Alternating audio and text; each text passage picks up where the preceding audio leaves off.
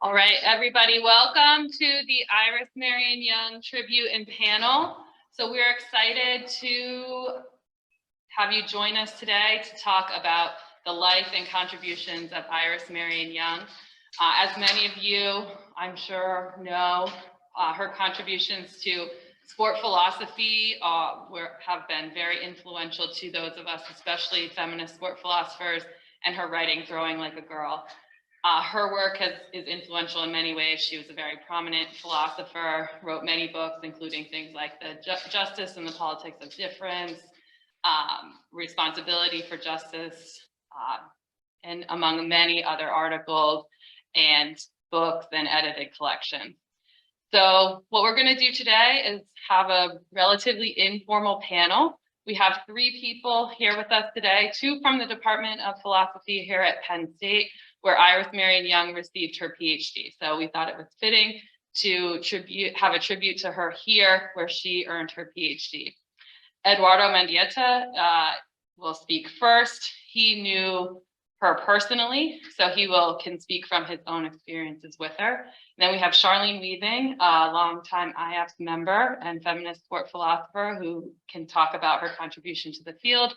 And then Désirée Lim, who can talk about her contributions to philosophy generally, and Désirée is in the philosophy department here at Penn State. So this is a relatively informal discussion, tribute, so it's not a formal academic panel. So everyone will speak for about 10 to 15 minutes or less. And if people have questions or comments later, we'll have some time for that as well. So Eduardo, if you want to kick us off, go ahead. Yes, thank you so much. If you don't mind, I'll stand, because as you heard me before, we can see because we stand, and we can stand because we can run. Let me begin by thanking Javi Lopez for inviting me to be part of this wonderful panel that we're hosting here on the memory and contribution and work of Professor Iris Marion Young. And I also want to thank the organizers of the IAPS meeting for even thinking that this would be something that we ought to do. I want to begin with a brief reflection or reflections and memories of Iris Young, with an interesting, kind of sad datum or fact, which is I never got to read Iris Young either as an undergraduate or as a graduate student. And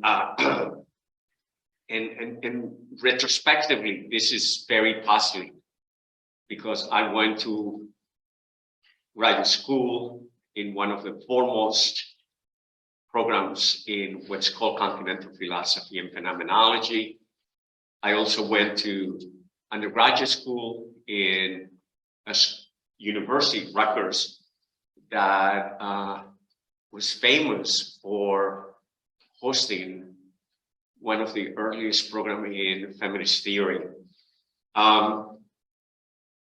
I read a lot of Heidegger, Gadamer, Derrida, Dewey, Charles Sanders Peirce, all males, but I did not get to read Iris Young, even though she is and is one of the greatest phenomenologists. And in retrospect, how was this possible? I do remember how when I discovered her incredible book, Throwing Like a Girl, and other essays in feminist philosophy and social theory. This sounds really loud. Is it okay? Okay, it sounds loud to me. At the time when I discovered this book on my own, not because of my teachers, it was because I was working on the phenomenology of embodiment. And in particular, I was interested in the relationship between the lived body and the imaginary body, or what I call the utopian body. We all have ideas about what kind of body we would like to have, even though it's probably not what we have. We have a body and we are a body, but in between being a body and having a body, there's a lot of imagination. And this was how I discovered Iris Young. So Iris Young was an amazing, prolific, versatile, and immensely learned philosopher who was also supremely humane. Her work spans disciplines and traditions. She was an avowed socialist feminist, a political philosopher, an avant-garde post-colonial, decolonial theorist, a phenomenologist, a mentor, and an activist. We became friends towards the end of her life. And unfortunately, I didn't get to spend more time with her. Iris Young and I met in the context of two kinds of interactions. The first and the most important one was in the context of the Radical Philosophy Association. And I was the director and the editor of the association's journal called Radical Philosophy Review. And so we met in that context. And obviously, this makes a lot of sense because she's one of the most impactful feminist political philosophers. The other context was within the American Philosophical Association, where we would meet to organize panels on behalf of RPA, Radical Philosophy Association, and we would also organize sessions on feminism and post-colonial theory and Latin American philosophy. But in the late 90s, early 2000s, she would always send me an email, but actually back then it was more like a call. She would say, hey, you're gonna be in Chicago. Oh, you're gonna be in Philadelphia. Let's have lunch. And we would have these lunches for 3 hours. Most of the time it was just us. And we would talk about philosophy, the profession, the associations, the APA, and so on and so forth. Iris Young was not a tall person, but her smile shined like a sun at midday or a full moon at midnight. She had a contagious smile. She had this ability to disarm you. I mean, she's incredible. If you read her, you know how learned her work is. But she has this ability to just talk to you like a human being, like a person. And so we would spend 3 hours at these lunches. I remember too that she would say, and at the time I didn't understand this, like, you should get those essays into a book. And I think what she meant is that she had been one of the readers for my tenure and promotion file. So in part, I'm a full professor. Thanks for Iris Young's endorsement. But I think one of the reasons why we became friends, and I consider my friend because she treated me like a friend, was because I had read her wonderful essay called Home and house, or house and home, on the phenomenology of living in those places. It's an amazing essay.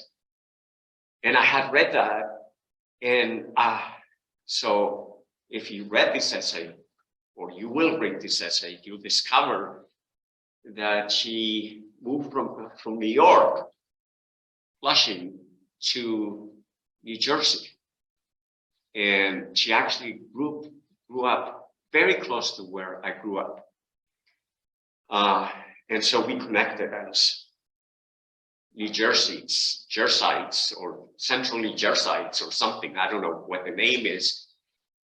And we talked about growing up, being raised by single moms, and growing up without fathers, and growing up trying to make sense of this displacement, of what it means to not have a home, not have a house. If you read this essay, you'll find out that this home that they moved from New York to New Jersey was burned down, and that she was separated from her mother. And so somehow I knew all of this, and we became friends. And this is very interesting. So she came to Penn State, graduated in 1974. And I imagine that we took the same bus, the same trains. I don't know if you know Central Jersey, and it's right across from Manhattan. You can get there in 25 minutes by car, 45 minutes by bus. You go through the Lincoln Tunnel, and there you are in the wilderness of the city. So we used to talk a lot about that. But I also had read her work on what now we know is a phenomenology, a feminist phenomenology of embodiment, which smartly, all of these essays are now one book on female body experience from 2004, a couple of years right before she died. And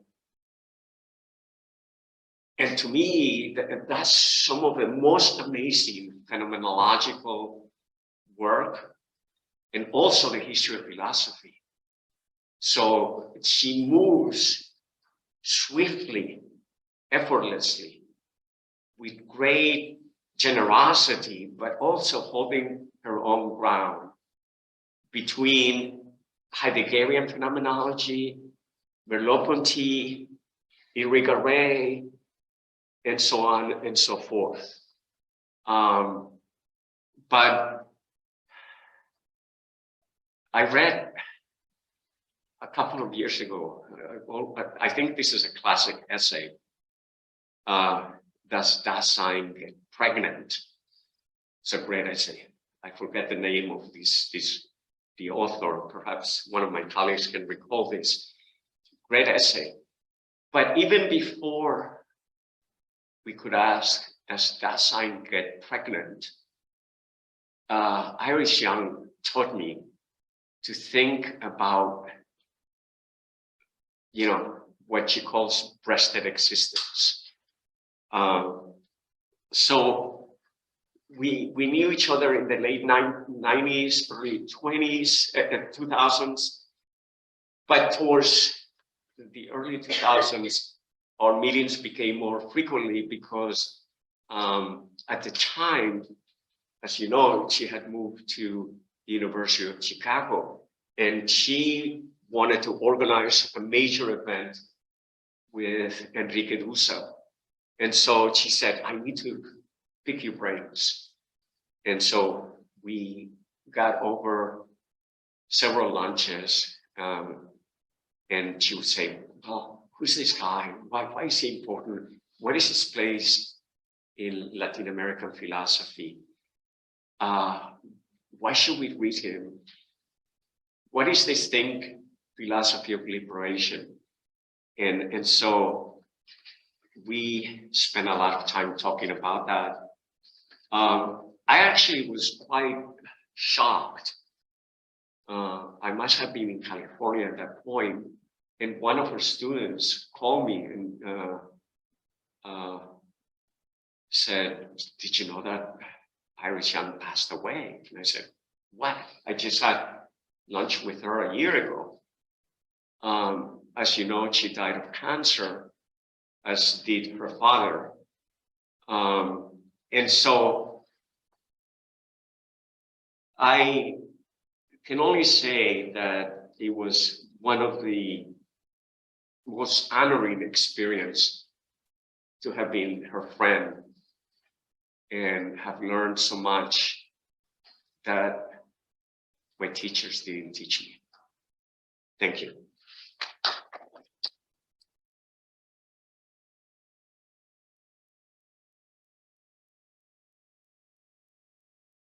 Excellent, Charlene, amazing.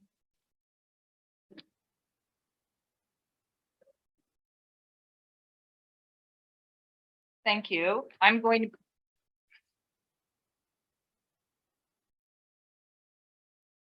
Uh-oh, Colleen.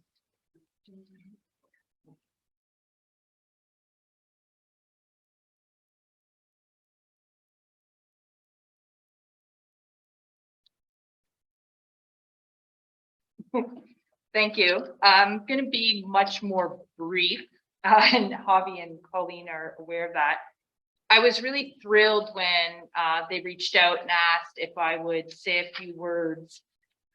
Upon reflection, Iris Marion Young has had a really deep impact in my academic journey that started I first came across her work in my comprehensive exams when I was a PhD student under Angela Schneider. And since then, when I was preparing for this and thinking about Iris Marion Young's impact on me and then the field of philosophy of sport, I came to the conclusion that every single publication that I have in philosophy of sport uses Young's theories. And I think that's quite substantial. And I also think it's really important that this event is occurring in recognizing the work of a feminist philosopher who also had very specific connections to the study of sport. I think of the work that was published in 1979, The Exclusion of Women from Sport, Conceptual and Existential Dimensions, and it was published in the journal Philosophy in Context. And what I find amazing yet scary at the same time is that work continues to be relevant.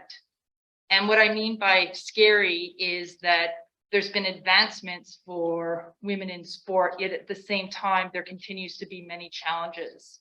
So in that piece, Young talks about the lived body, how men's bodies are viewed as body subjects, and whereas women's bodies are viewed as body objects, yet sport celebrates the body subject. So we have this clash and this tension. So those theories that were published some 45 years ago, if I have my math right, remain. So that's why I think it's amazing, yet at the same time, scary.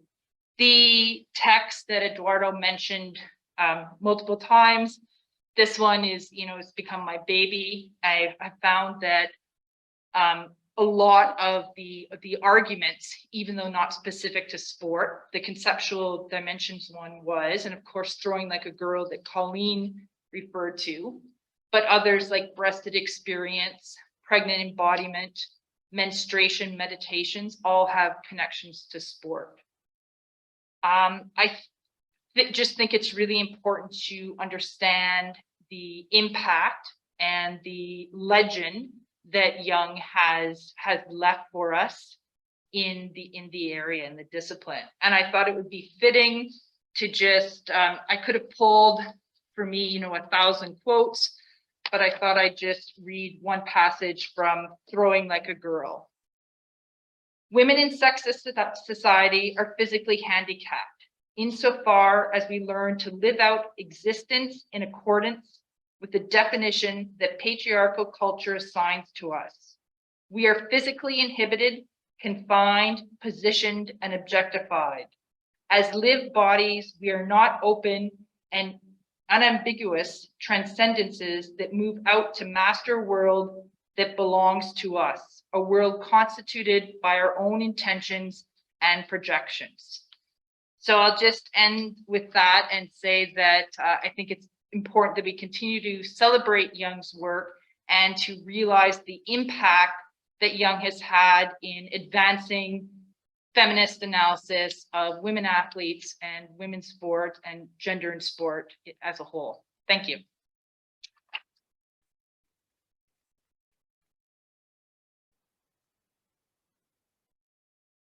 Désirée as our final speaker before I'm doing it.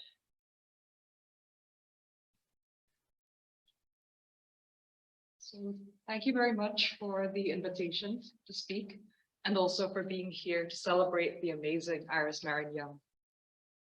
So I never had the good fortune of knowing her, and I think she passed away the year before I began my own study of philosophy. So that was 2007, which seems an awfully long time ago. But nevertheless, I want to say that she, for me as well, has been the most influential philosopher in my life. I don't think that my work and that of many others would have the same flavor and insight and depth that it does if Young had not first made those strides for us.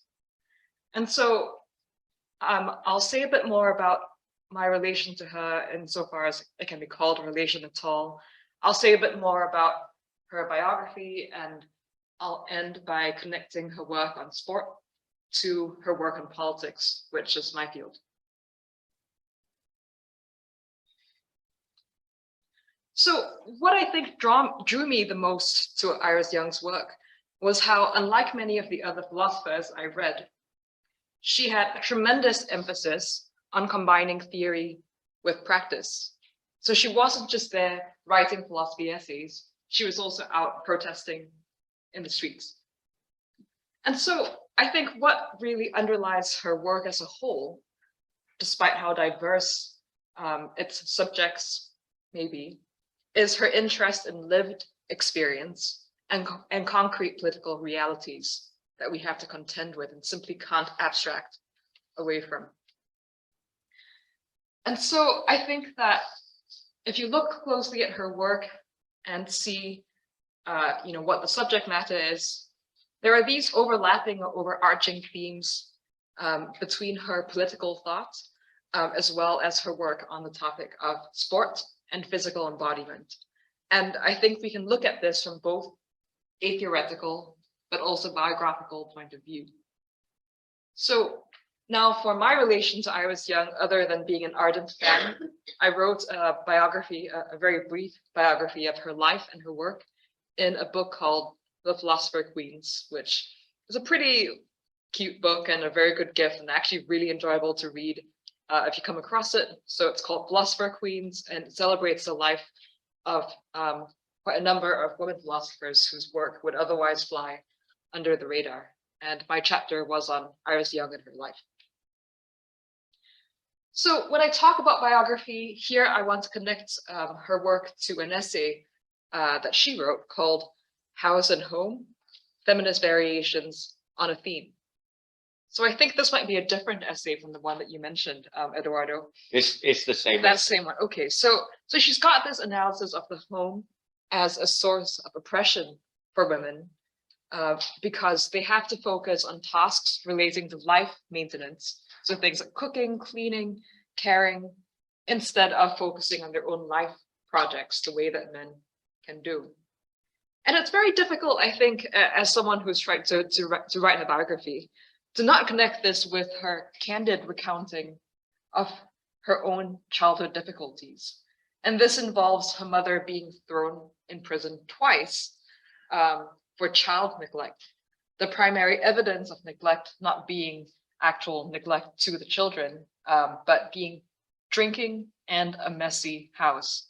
So imagine that, being put in jail for drinking and a messy house.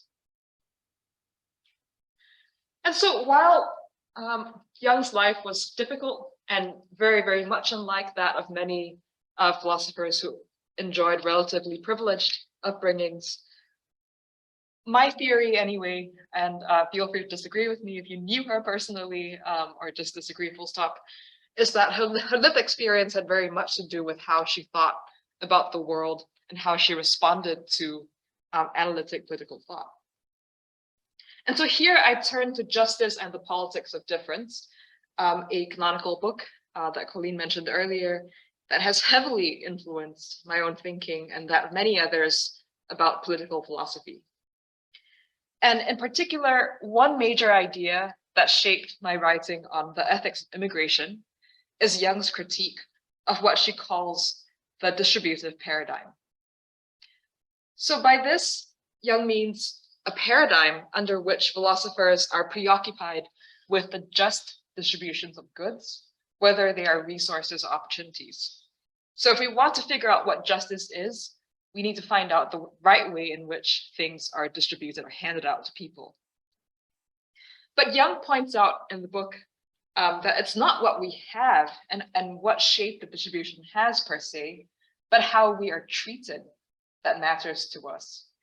And so, according to her, we can be oppressed and dominated in a way that's to some extent or a large extent independent of the distribution.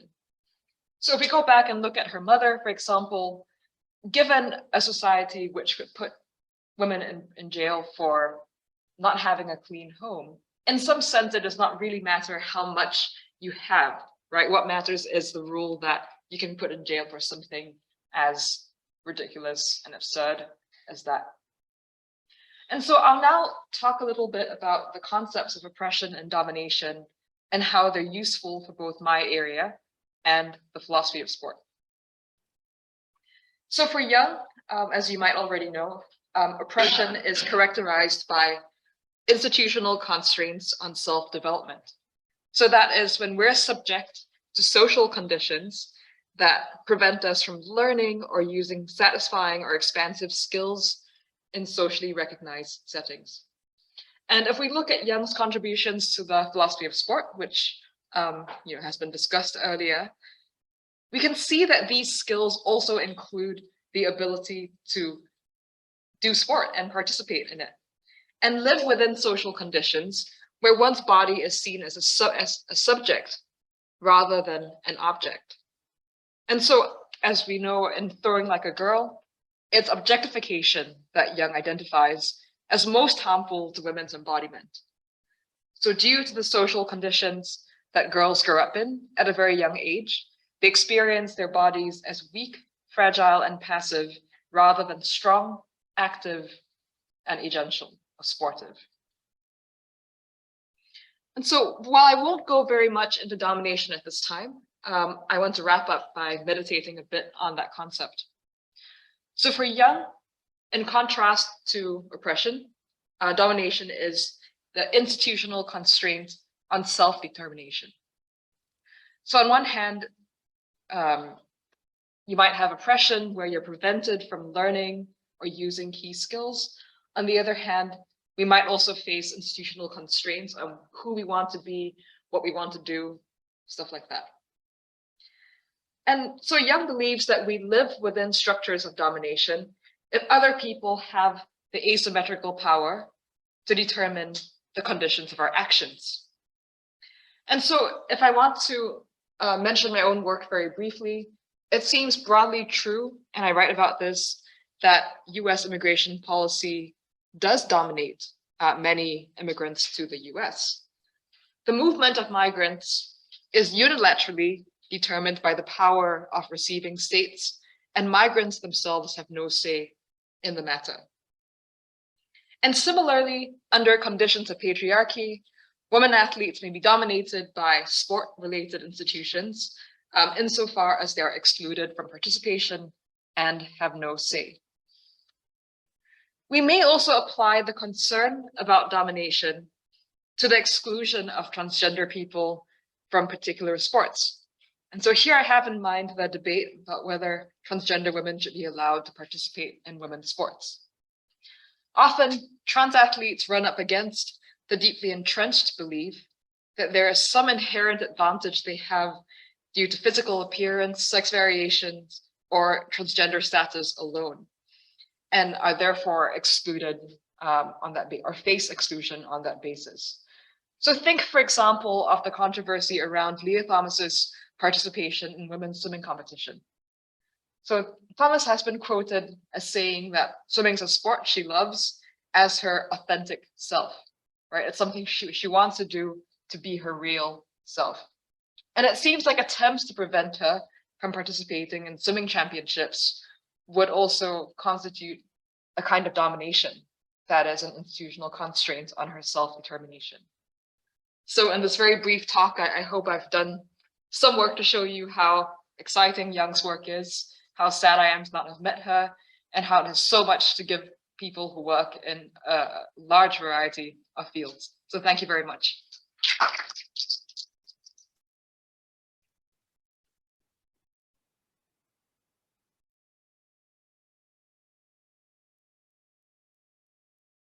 Just like to thank all our speakers again, Eduardo, Charlene, and Désirée. I guess if anybody would like to ask some questions, if anyone here would like to answer them, it's an informal discussion, so it's up to you all.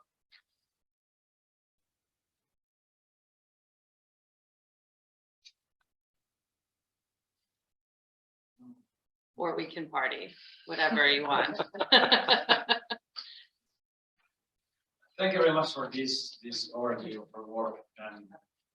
Can I just yell or? No.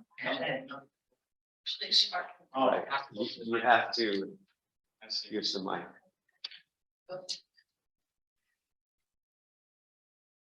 Right. Is it working? Yeah. Okay, one second. Right. Well, thanks so much for this very introduction to our work and memory for some of you. I guess going back to a comment from Charlene, and really just your comments that 45 years after 25 years after as well, it's in terms of certification.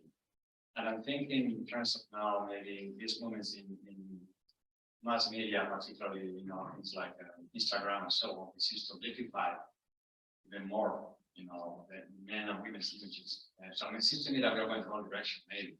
And I wonder whether the work might be reapplied to this kind of new bending of the e-world where we seem to be all living our lives through our phones and what it does to our environment and how the guidance can help us tonight.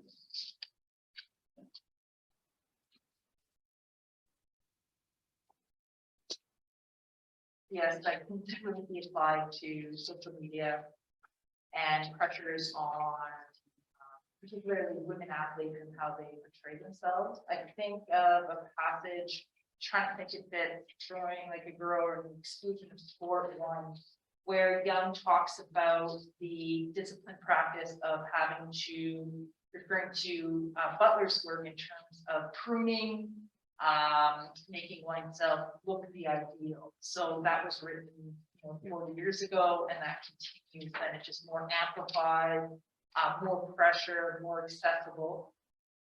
So I think there's definitely some, I guess that's a comment to make that Young's work is timeless in that way.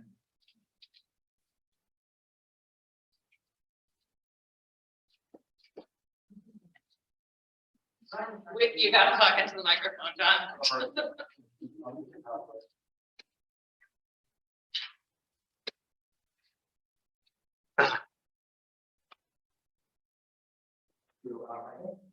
Can you hear me? Yeah. I did this question to Eduardo. But maybe you can feel free to answer it. A eulogy or sort of a tribute should probably acknowledge and tell us a little bit about the challenges she faced getting recognized as a philosopher and as a feminist. It seemed to me, I met her in 1988 or 89 when she didn't win competition for a job there. And it seemed to me, so I sort of watched her career, I met her and had dinner with her and spent a few days. It seemed to me there was a very slow trajectory, surprisingly slow trajectory. And then all of a sudden she was a star. But you should have been able to see it back in maybe 1980 or the mid-80s. So I just wondered if anybody had any insight about from her or what you think about that trajectory. Because she's a very important philosopher. Yeah, she's an important philosopher, but it seems to me recognition maybe a little later than it should have. And maybe I'm wrong about that, but that's my sort of my impression. That is a great observation. And so Iris Young published a lot of essays early on. And also she did collaborative work. And it was when she compiled those essays that then Politics of Difference, that really catapulted her.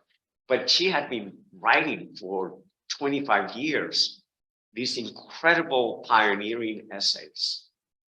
And as I pointed out, a lot of them only got put together quite late.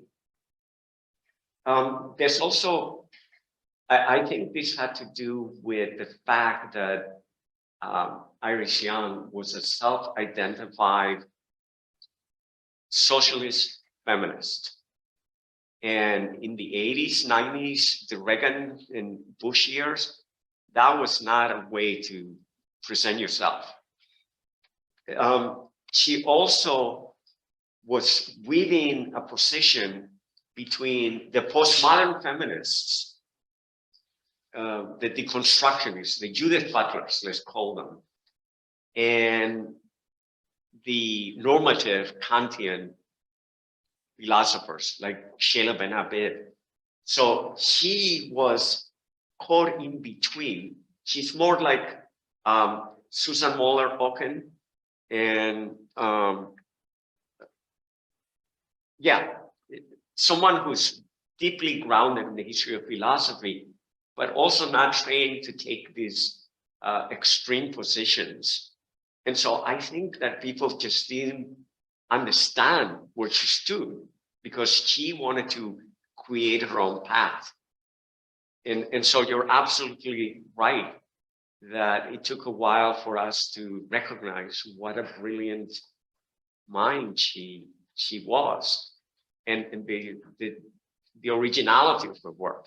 I mean, I can wax eloquent on her critique of Heidegger, for instance, and Simone de Beauvoir and Judith Butler and so on and so forth, which also is very disorienting because you take these people as, you know, gods and sacred cows, and she just was irreverent, like, oh, you want to argue on the primacy of building over preservation, which is the center of this essay that Désirée referred to.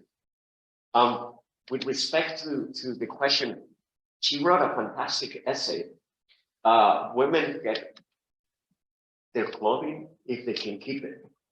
A fantastic reflection on the self-presentation of women and fashion. Yeah, great question.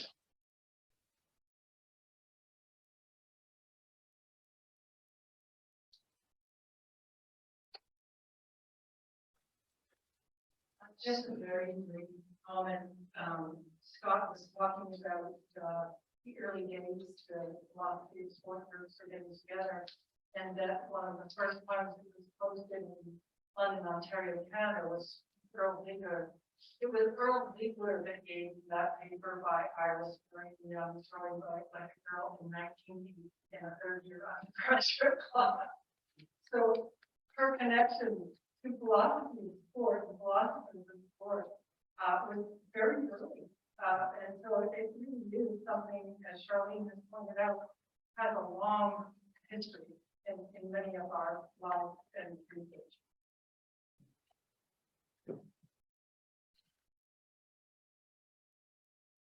Well, let me share an anecdote, and perhaps this will inspire you.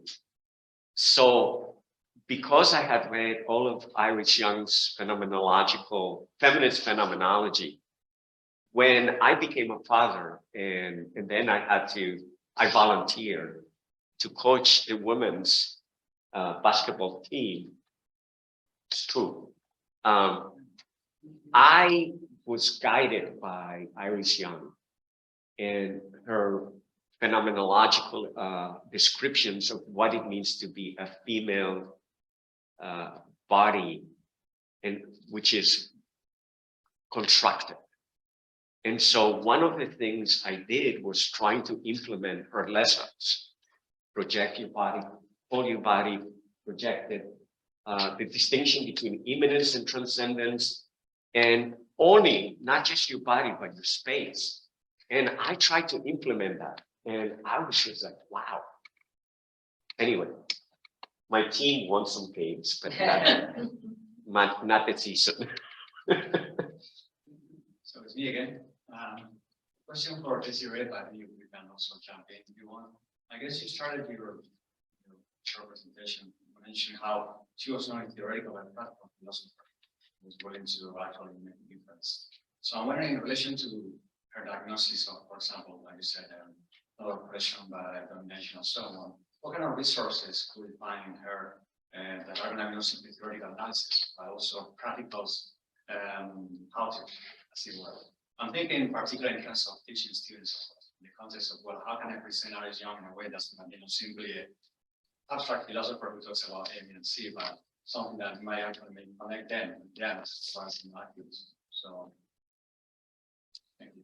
Yeah, thank you for the great question. So I'll reply backwards, I suppose. Please. So for the last part, you talked about pedagogy and how to teach students about these issues. And I think that one way to do it is just to do it as Iris Young has done it, which is to use concrete examples. So she's got this really great example that shows us how to understand structural injustice that I use all the time. And it has to do with a mother who has 2 children and ends up homeless because, well, she gets evicted from her home. She has to buy a car because she can only afford a new apartment that's further from the city. Because she spends her money on the car, she can't afford a down payment in a new home. And that's a very good example where no one is trying to really be, I guess, like, out to get you. But you still end up homeless because of an underlying unjust structure.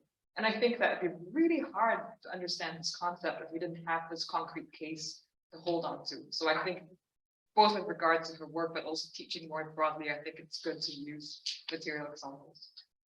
And I guess like talking about prescriptions for actual concrete action, I can't myself describe anything, but I will say that Young has a fantastic book on democracy.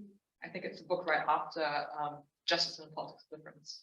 And that gives some pretty concrete ideas on how to be more democratic. And that includes, it's called Inclusion and Democracy, I believe. Yeah, Yes. that's that one. So if you want to read how to be more democratic, read that book.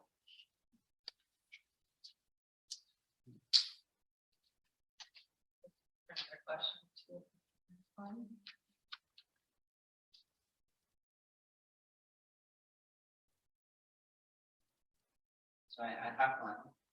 Yeah. She wrote Grow Like a Girl, then I think 20 years later she reflected on the impact of Grow Like a Girl and how women's lives have changed. Yeah, but she also wrote this text that Charlene made reference to on the exclusion of women, right? Exclusion of women in sport. But what do you think that drew her to sport? Why is it that she is not writing about the way women do? Why did she start writing about women being excluded from sport? Did she like any sport? Did she have any engagement with the sport in any way?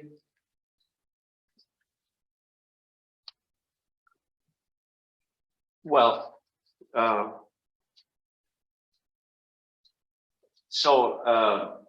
Drawing Like a Girl began as a phenomenological reflection on her learning to play tennis. And And she began to think, wait, why can't I do that? It's because my comportment, my way of inhabiting my body is being done this way. But it began with her wanting to learn how to play tennis. And also moving from New York to New Jersey, right in mid-state New Jersey. And I don't know if you've ever driven through mid-state New Jersey. That's the Meadowlands. So she grew up around there. And there were all of these sports complexes. So she had this sense that sports are very important, but male sports, not men's sports. When was Title IX passed? So she's also reflecting on that. Thank you. She's reflecting on why was this done as an accomplishment of civil rights and as mobilization of feminism. Iris Young was an activist too. We forget that. I mean, she was really engaged politically in Chicago in particular. I don't know whether she was engaged politically here at State College, but what? In Pittsburgh. In Pittsburgh before she moved to Chicago. So there's this dimension of her conception of feminism that has this, as Désirée pointed out, this political dimension. I hope that helps. I also wanted to add that she played the piano, and I don't Oh, think, yes. right, so piano playing is a kind of sport in a way, you might say. Yeah. Oh. We're almost out of here, Jessica. Yeah. Any final questions for us or comments from? All right, well, I hope you'll all join me in thanking Eduardo, Charlene, and Désirée again for their great contributions tonight.